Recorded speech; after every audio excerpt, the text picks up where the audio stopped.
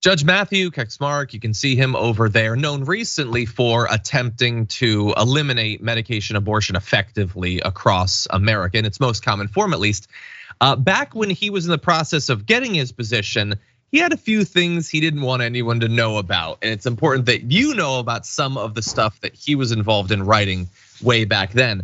In early 2017, he submitted an article to a Texas law review criticizing Obama-era protections for transgender people and those seeking abortions, which is bad enough, but get a load at the way that he described this, saying the Obama administration, the draft article argued, had discounted religious physicians who, quote, cannot use their scalpels to make female what God created male, Jesus and Christ. Quote, cannot use their pens to prescribe or dispense abortifacient drugs designed to kill unborn children.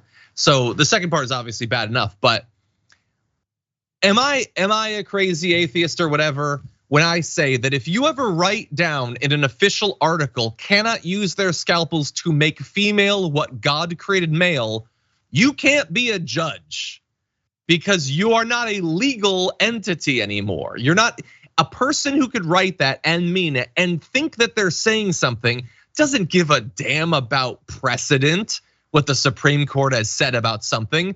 They believe that they have a unique ability to interpret the will of that which created the universe and then write about it as if they're a preacher or something, not a judge to be. Now, as bad as that is, we're gonna get into why it's even worse, but first, based off just what he wrote, what do you think? I think, why the hell is it our job to bring this stuff up after the fact, John? I mean, the senators and they all knew. The committees knew that this was this dude, and yet they approved him.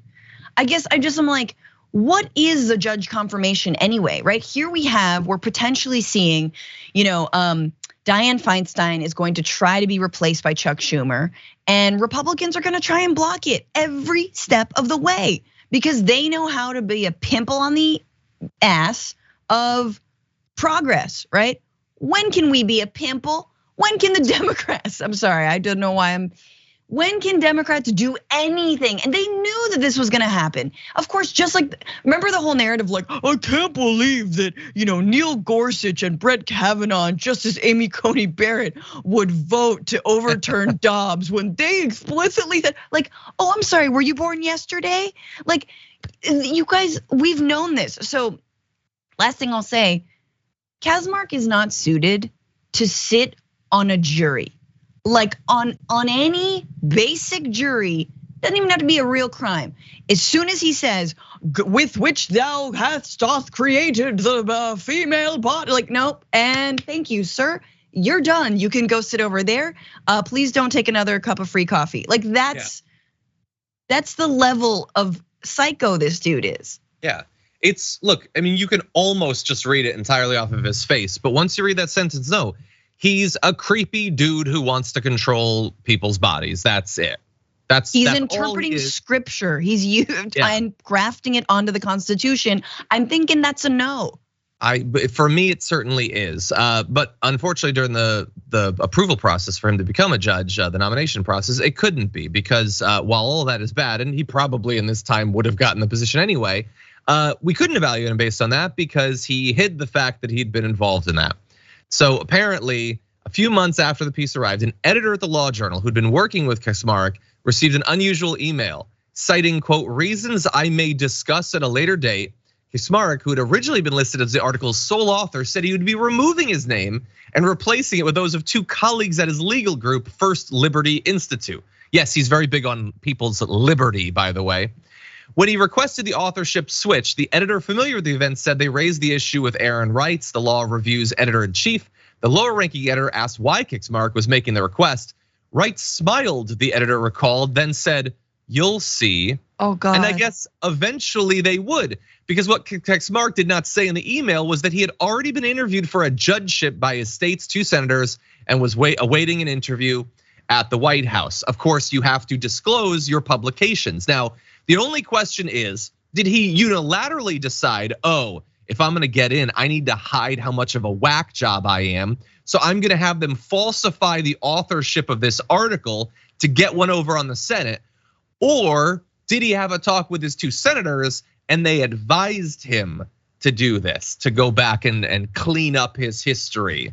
I don't know. I don't know if there's gonna be an investigation and we look into it, but it's obviously this is attempting to defraud the Senate and make it impossible for them to do their job to take a look at these judges and decide whether they should have the position.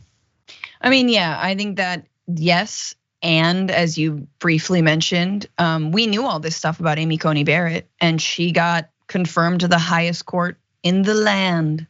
So, yeah, okay, just like, well, that was the old me. The new me is like, I'm still Carrie's mom, but in the modern era. Like, okay, cool, tight. I'm just like, I'm not the possessed little girl from The Exorcist, but I'm like a little, I'm couth now. I can keep it together. My head spins halfway around. My head spins halfway. Here's the thing. I'm just calling on, like, if you are involved with if you're religious, if you're involved with your religious institution, whatever that may be, but especially if you're Christian, I think it's time to stand up.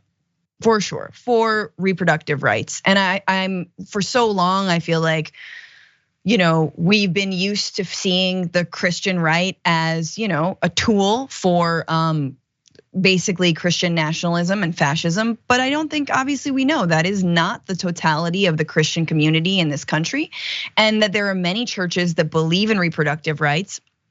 And I think they need to stand the F up and get their boys, get their people, get these people, and actually organize truly, because as we've seen, this is a death sentence for half the population. This is a death sentence for people who can get pregnant, right? This is a death sentence for people who want kids and for people who don't want kids.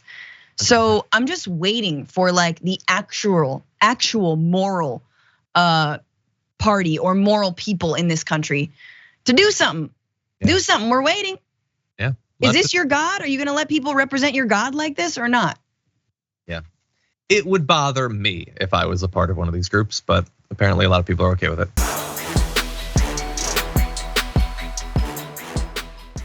Check out the Damage Report podcast each day, wherever you get your podcasts, whether Pocket Casts or Stitcher or iTunes. You can join me as I give you the news and stories you want, with a range of co-hosts and interview guests jumping in on the fun each day. Again, that's the Damage Report, wherever you get your podcasts. And if you get them at iTunes, don't forget to rate and review. Sometimes I'll read them live on the show.